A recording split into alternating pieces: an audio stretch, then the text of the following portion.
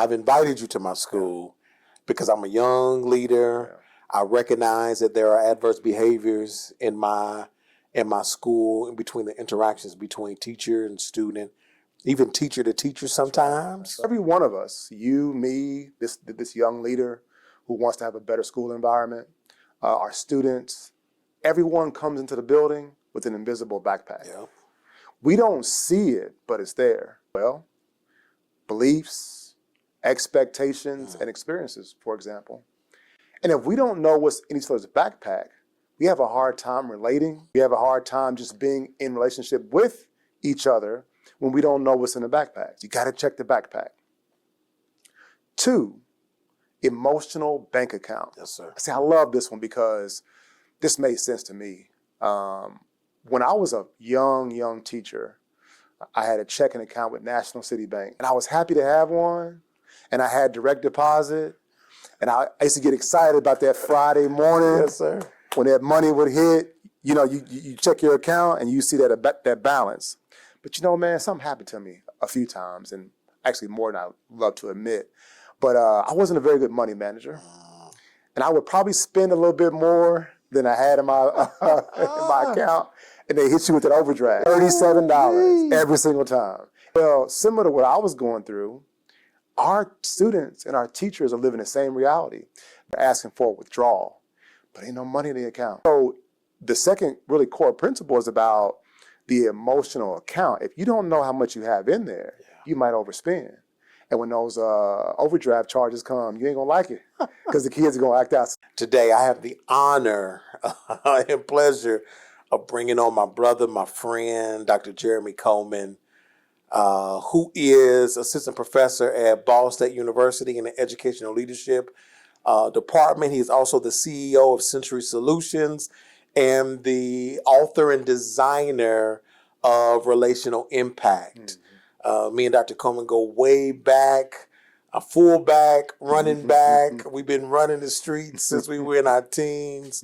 And he has been a trusted brother and friend on this journey of self-exploration. And I'm excited to bring him on so he can share his journey, his wisdom, his knowledge. And here he is, Dr. Coleman. What's up, man? How you doing, bro? You know, I'm doing well, man. And really the pleasure is mine to be on this podcast and see you in your full glory, shining as a media, a burgeoning media mogul, you know, as a real impact player in the community. Absolutely. I appreciate that, man. I'm trying my best, man. You know, you see me start from the very beginning. I have. Right? And I think it's a journey that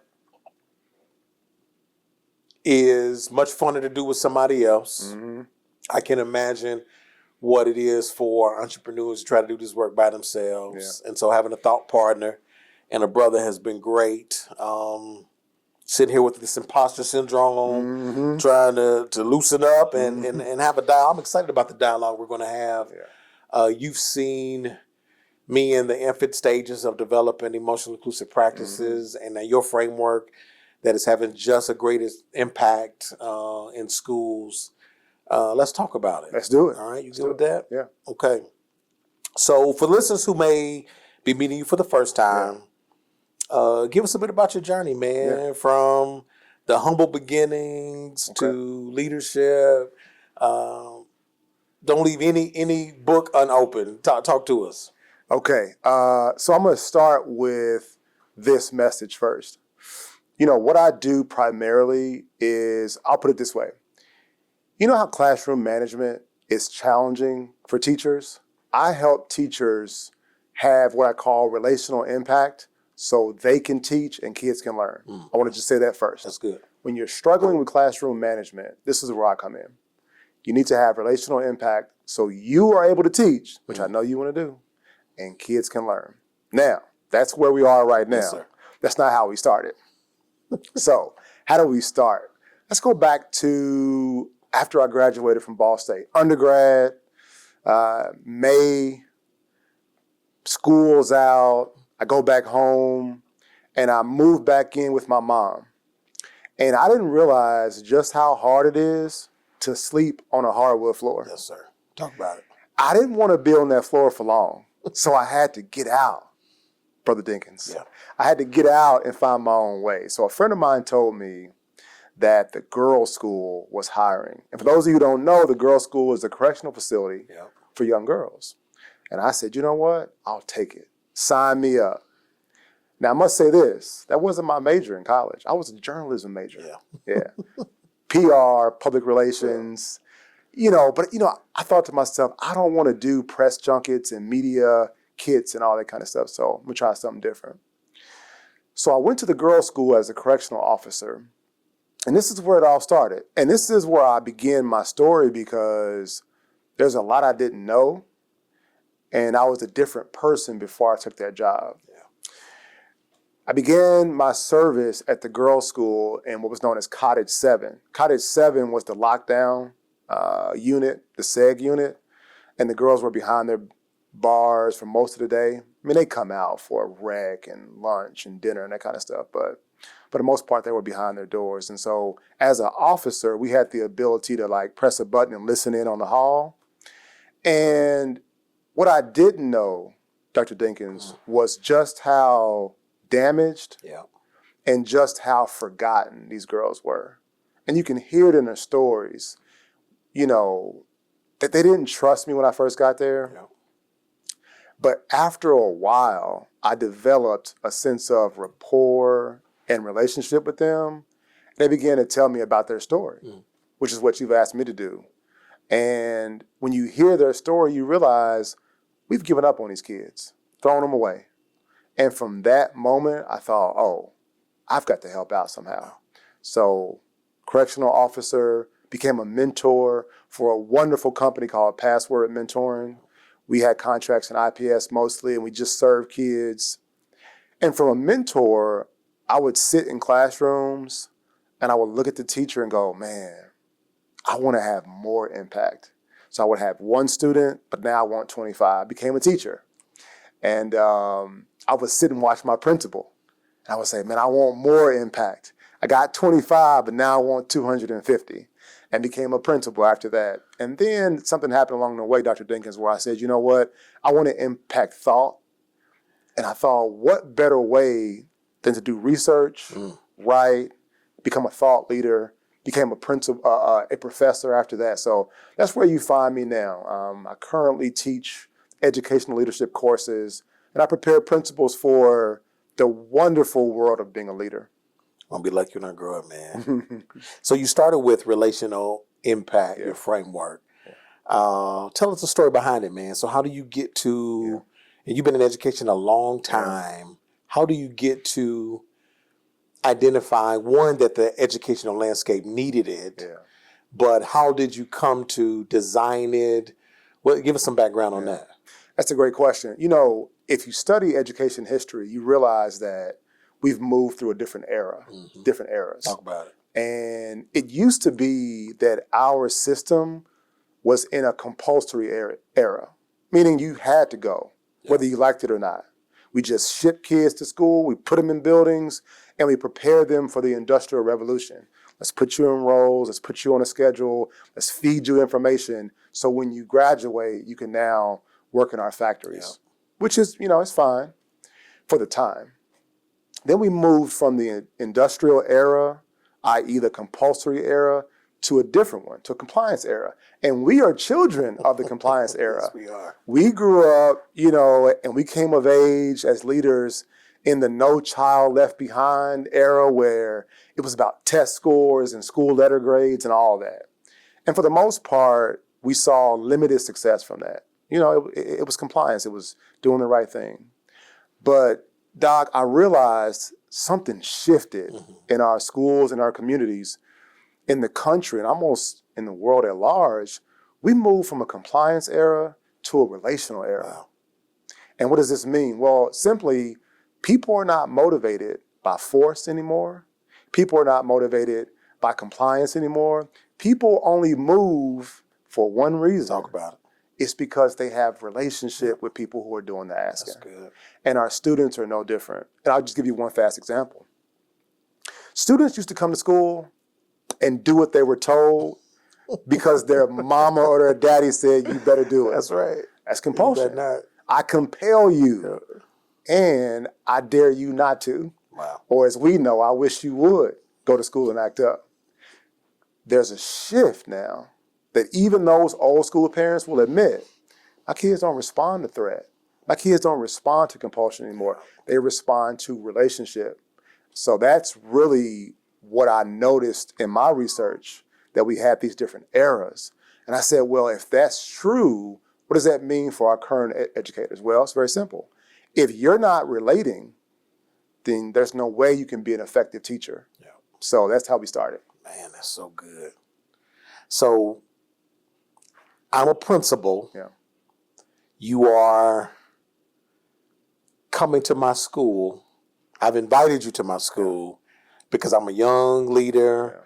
I recognize that there are adverse behaviors in my school, in between the interactions between teacher and student, even teacher to teacher sometimes. That's right?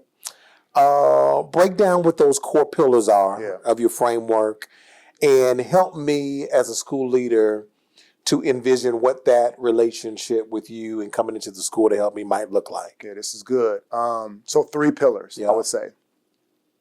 The first thing you have to do is check the backpack, as I call it. And when I say backpack, it's metaphorical. Every one of us, you, me, this young leader who wants to have a better school environment, our students, everyone comes into the building with an invisible backpack. Yeah. We don't see it, but it's there. Now, what's in this backpack? Well, beliefs, expectations, and experiences, for example. And if we don't know what's in each other's backpack, we have a hard time relating. We have a hard time influencing. We have a hard time just being in relationship with each other when we don't know what's in the backpack. So that's one. You got to check the backpack. 2, emotional bank account. Yes, sir. See, I love this one because this made sense to me. When I was a young teacher, I had a checking account with National City Bank. Remember them? Yeah, man. National City Bank. And I was happy to have one. And I had direct deposit. And I used to get excited about that Friday morning. Yes, sir. When that money would hit, you check your account and you see that balance. But man, something happened to me a few times, and actually more than I love to admit. But I wasn't a very good money manager. And I would probably spend a little bit more than I had in my in my account. And they hit you with that overdraft. Ooh, $37 every single time. And you look up and all your money's gone because you done bought a candy bar from the gas station. You done went and bought, this is back when Redbox and Blockbuster was out. And you find out your balance is negative. That means you can't do anything else. Well, similar to what I was going through, our students and our teachers are living the same reality. They're asking students to do things, i.e. they're asking for a withdrawal, but ain't no money in the account. Because they withdrew every single dollar, and they didn't understand that. So the second really core principle is about the emotional account. If you don't know how much you have in there, you might overspend. And when those overdraft charges come, you ain't gonna like it because the kids are gonna act out. So that's part 2. And then part 3 really is very simple. It's about identifying and closing what I call relational gaps. And relational gaps, they're tricky because if you're not paying attention, you'll miss them. They are just lapses in trust, lapses in communication, and they start small, but if you don't really close them, they begin to expand and they directly influence the relationship. So again, check the backpack, monitor your account, and close those gaps. So you're an experienced leader. You've been a principal. You've been assistant principal. You're training principals now in the university. What would you say were some of the greatest challenges in your leadership roles and through the relational perspective, right? So you just hit us with relational bank account, your 3 core pillars. Take us back to when you were a leader. There may be some leaders who are listening and they're like, they're feeling like this is not normal, right? Or they're feeling like I'm having these experiences and I don't know what to do. Take us, what were some of the challenges that you experienced through a relational lens? Yeah, that's a great question. I'll give you 2 perspectives. One, when I was really not practicing relational impact. Yeah. So the before, if you will, and then the after. So before I was really tied into understanding how to check the backpack and how to monitor the account, I made a lot of mistakes. Yeah. Yep. Let's just take the backpack. As a young assistant principal, I was laser focused on my job, Yeah. my checklist, my objectives. Yeah. And what would happen is I would rub folk the wrong way because they got the sense that I was primarily focused on being a great assistant principal. And I was. Wow. But the problem was I wasn't connecting and I wasn't in relationship with them. Wow. I was more concerned with my job. That's good, man. And that shows up a lot. Listen, people mean well, and I meant well, but my teachers and my staff didn't feel that I cared for them because I didn't show them. So did you know that? I mean, you're doing the job, right? Yeah. Like, I want to be successful. I want to do a good job, right? At what point did you figure out that it was the lack of connection with teachers that was impeding your ability to serve them in that way? Sadly, it came after. Now listen, I love you asking that question because for young leaders who are listening right now, this is so important. Yeah. Stop whatever you're doing. If you're driving, pull over. If you're on the treadmill, get off. Yeah. Open your notebook. The question is, did you know it at the time? Yeah. And the answer is no, because I wasn't looking for it. I wasn't prepared to check the backpack. So here's what happened. I took teacher behavior as an insult to my professionalism. Here's an example. Again, this is before I'm relational. Yeah. This is me just being a hard-charging leader. I would ask you to do something. You might scoff at me. Yeah. You might drag your feet. You might half do it. And the story in my mind was you were unprofessional. The story. That's right, the story. Based on your behavior, I told my story. I said, man, this teacher's unprofessional. Yeah. They're not bought in. They're not here for kids. Now watch why this is dangerous. Because my next interaction with this teacher will not be pleasant because of the story I told myself. That's good. And this is all before I became relational. So again, the question was a beautiful question. Did I know it? I didn't know it, and there are consequences to not knowing it because you might interpret the behavior the wrong way. And so, Doctor, after I did my research, after my framework became crystal clear to myself, I realized, oh no, I did that all wrong. Yeah. I'll put it this way, I had a negative account with many of my teachers. Yeah. I didn't realize it. They knew it because I had been taking out money all year. Hey, I need you to cover this. Yeah. Hey, will you do this? Hey, so-and-so's going to be late. Can you step in? I'm doing all this asking, which is essentially a withdrawal, and I'm not putting money back in that account. Yeah. So my account is negative, and I was getting overdraft charges, but didn't realize it. Taxing them. Taxing me, yep. So how do you get an assistant principal, a principal? How do you elevate their awareness? That's right. To identify the story that they're telling themselves that may not necessarily be true. It's true to them, That's right. But it may not be the reality that they're living in every single day in the school. How you get them there? Well, the answer, you've already given us a hint, and the word is awareness. Yeah. First step has to be awareness. A reflective leader is an effective leader. No. When you are aware that your staff is carrying a backpack, the first thing you got to do is be aware of what's in it. Yeah. And that comes from talking to people, relating to them, understanding them, hearing their story. I love how, and I've known you for a long time, and one of your trademarks is to say, hey, what's your story? Yeah. So in so many ways, you model this core principle of check the backpack. Because when you hear somebody's story, you're getting their experiences. You begin to understand their beliefs, and now you know how to relate to them. So I think if you're a leader, the first thing you must do is become aware. And then once you become aware and you learn more about your people, now you can take steps to support them. Man, that's good. Many leaders are feeling pressure, test scores, budgets. How can relational leadership shift culture without losing focus on accountability and results? You know, so many people have told me that they don't have time for relationships. I hear this a lot. So I'm glad you brought this up. This is the number one thing I hear from people when they want to challenge the idea of one more thing. Yeah. And I'm overwhelmed and, oh, I don't have time and all that. And I get it. You may feel that way, but here's the reality.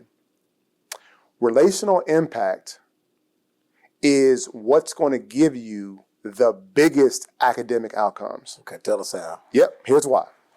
Number one, if you are a teacher, you want your students to learn. But what people forget is for every student who's below grade level, they lack academic skills. And to try something new or to do something, a skill that they're not good at, takes courage. Yeah, Let me slow down. that's good. It is a risk if I'm in your classroom Yeah, and I can't read to read out loud. yeah. It is a huge risk. And don't get me started on middle school and high school. Because at that age, I'm more concerned about my peers That's it. liking me than you. So if you put me in a position to read and I can't, there's a 0% chance I'm gonna do it. So this means that what you're asking your kids to do is to take a risk.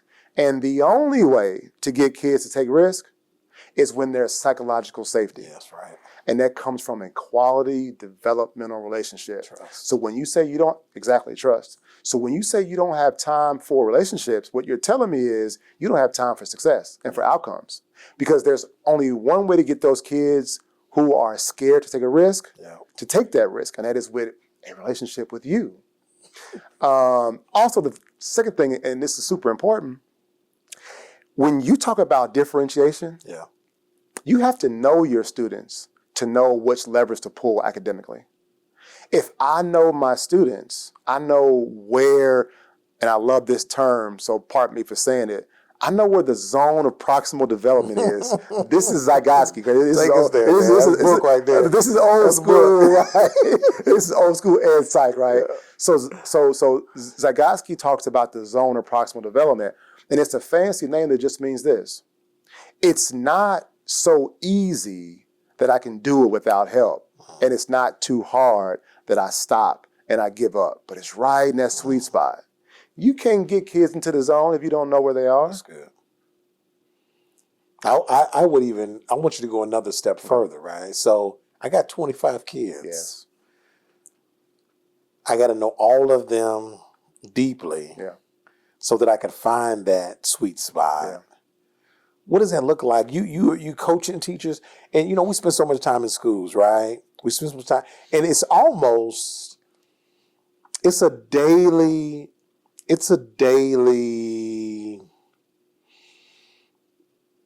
it's work. Every stakeholder in buildings have to engage in every single day. Right. If I'm a teacher, I'm trying to learn my students and find that sweet space of cognitive demand through relational impact. That's right. I want them to trust me. It costs me so much to build relationships with all of them, then give them quality instruction, all the things. I'm a coach and I'm trying to support teachers who haven't done that. I'm a principal trying to support my coaches. How do you accomplish it all, man? How do you get to, where do you start? Where do you start? That's a fair question, and it's a really important question. And first, I want to just empathize with everybody that's going through it. Because you're right, Dr. Dinkins. I mean, we're asking teachers today to do more than we ever have. Yeah. And I would submit to you that they're busier now than they've ever been. Absolutely. There's a lot of anxiety. There's a lot of stress and pressure.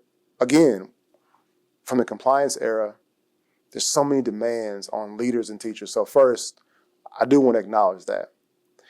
But after we acknowledge it and we say, yep, stress is real, the pressures are real, we have to ask ourselves, how do we design and create conditions where we can lead with relationships that end up with outcomes? And really, here's the phrase: do different, not more. Do different. So I would never ask a leader to do more, or a teacher, don't do more. I'm going to ask you to do different. Here's what I mean. You know, as a principal, I must admit my bias here. Can I share? You can, Okay. please talk about This is the home team. Yeah. It's a safe space. Yes, I'm going to sir. share. You know, as an instructional leader, as an instructional coach, any classroom I walk in and I notice morning work, it would always give me a pause. And we can debate this, you know, wherever you put this conversation on media, on social media, online, you know, hit us up in the comments. But morning work, let's deal with this for a second. Yeah. I've seen teachers spend 30 minutes on a morning worksheet. Yeah, 30 minutes. And I think, what else could you have done in that time? Yeah. So again, not do more, do different. What if we remixed the beginning of your class? I like that word. And we take out the worksheet and we put in a morning circle. So now you're asking, and I love the question, I got all these students. How do I reach them all? Well, systematically and over time. Each morning meeting, I'm checking in and I'm checking backpacks. The questions that I'm asking are about beliefs, experiences, and so I'm checking backpacks every single day. And that's just the morning. I can do the same thing at lunch, same thing at dismissal. There are tons of opportunities for elementary teachers to do this. Now, let's just change gears for a second, because I know what you're going to say. I can hear them right now in the comments. But what if I'm a middle school teacher? What if I'm a high school teacher? True, same thing is there for you. You do have more students, and I will admit that. It will be a little bit more difficult to get to all 130. Right. But the first 5 minutes of your classroom, my ask would be for you to reflectively think about, how do you check in with students? How do you check the backpack? You know, middle school teachers do a wonderful job of checking for understanding with exit tickets. What if on Mondays and Wednesdays, you switched out an academic ticket with the relational ticket? Wow. And now twice a week, every week, you've got relational data that informs your practice. See, now I'll be cooking. Strategy right there. Okay.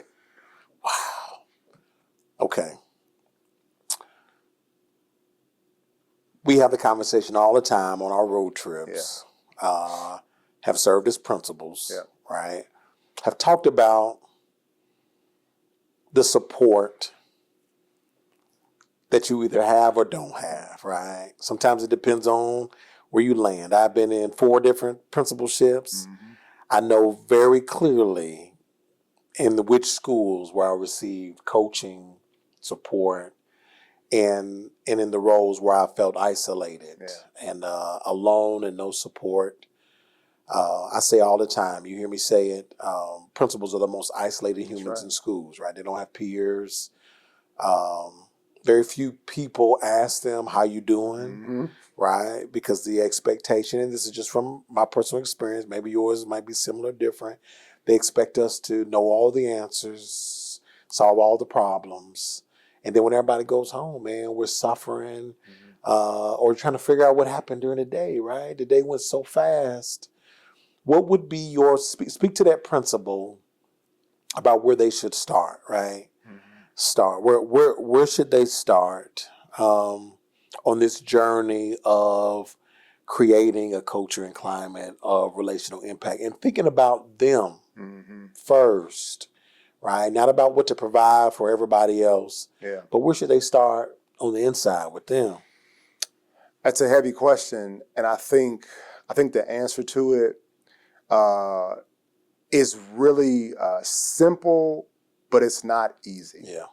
And to me, where it starts is just self-awareness. Again, awareness is always the first step. And what I mean by that is, if you're a leader and you feel isolated and you feel like the job is really weighing on you, there are a couple things that happen. You can take that and say to yourself, well, I need to expand my circle. I need to rely on people a lot more. Or you might go lone wolf and say, you know what, I can't trust anybody. I got to do it all by myself, because if I let somebody else do it, they're going to drop the ball. And I've seen people go different directions. What I can tell you and tell our listeners is this: without fail, the people who go lone wolf burn out and burn up, almost without fail. Because the work in a school is collaborative. The work in a school is too much for one person to do. I've heard it said before, I think it's, appropriate here. If you want to go fast, you go alone. Yeah. You want to go far, right? You go with your team. That's good. Now, that's step one, awareness. Who am I? Who do I want to be? Am I going by myself, or I'm going with my team?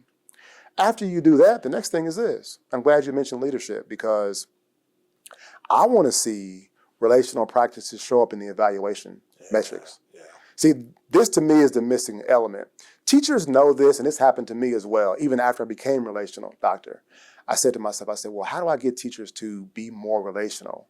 And what some of them knew was if it wasn't in their evaluation, they didn't have to do it. Yeah. Because, I hear him say, do these things, but what will he put on my evaluation?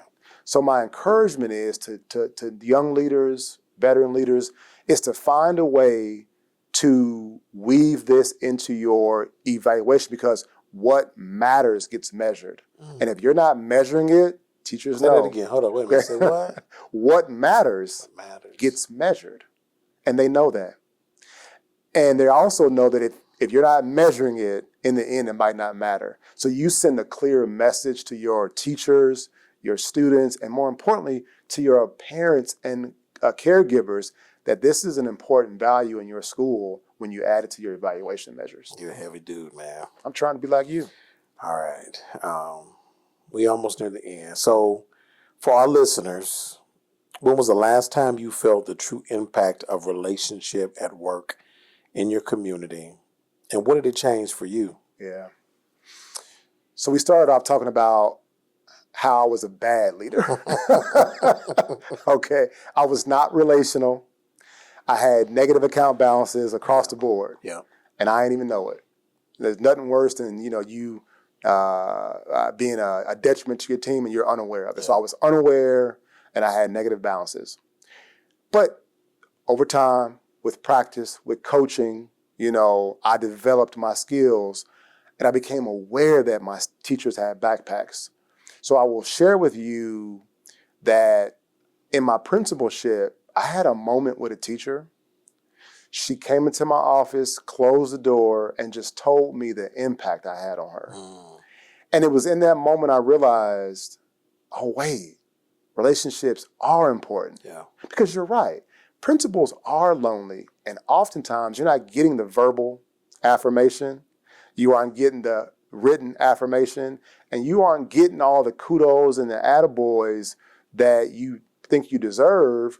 So you don't often hear it. And when you do hear it, it's just I would say a affirmation, a reaffirming that this approach does bear fruit. So I would just say, I was blown away by the note I received from a teacher, by the conversation I received from a teacher.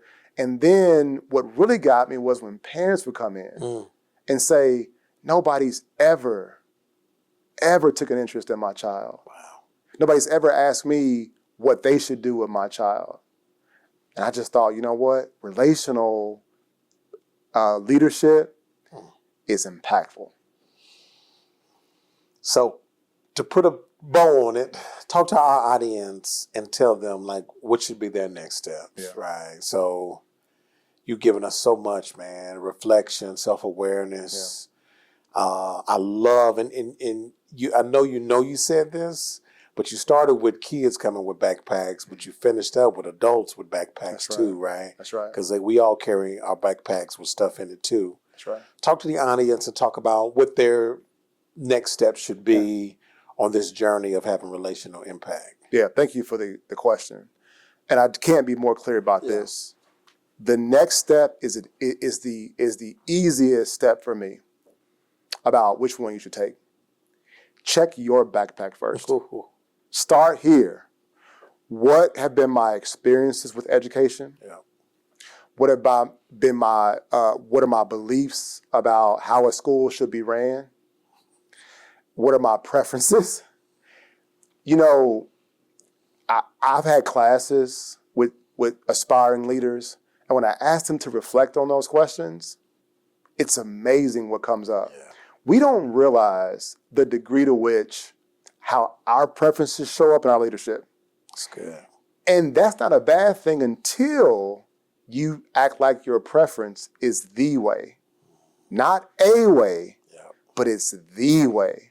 So leaders out there, your next step, again, if you're checking your backpack, I don't want to hear you talking about this is the only way. Because once you do that, you are communicating to your teachers that what's in their backpack doesn't matter. Because what if what's in their pack isn't in yours and your experiences are different and now your preferences are different? Now you've just created a relational gap. So that's step one. You got to just check your backpack. And then if I could, check in with their backpack. Yeah. And a really simple way to do this is ask. Yeah. Yeah. Invite people to your office. Ask them. Like what I love about you is you're interested in people's story. Ask them about their story, how they were raised, how they grew up, about their educational experience. Because then you'll learn that sometimes teachers bring their experience to their classroom. And if it doesn't match what they grew up doing and their kids are doing something different, it creates a gap. Yeah. But now you're a relational leader, you can get ahead of that and you can help support both the teacher and the student. So check your backpack. That's step number one. Listen, man, you drop so much, right? Hey, tell us where we can find you. Yeah. Tell us where we can find you. The easiest way, drcolemanconnects.com. Yeah. I'm on Instagram. I do post, but go to the website, drcolemanconnects.com. You'll find me. You'll find my information. More importantly, you'll find the philosophy. Yeah. And it's important to understand how to be relational and how to have impact. Listen, man, I had to say I'm so proud of you. I'm humbled to be able to serve with you. The work that you're doing is transformative. To see you, the way you support principals in schools across our city and country, please keep doing the work. It's needed.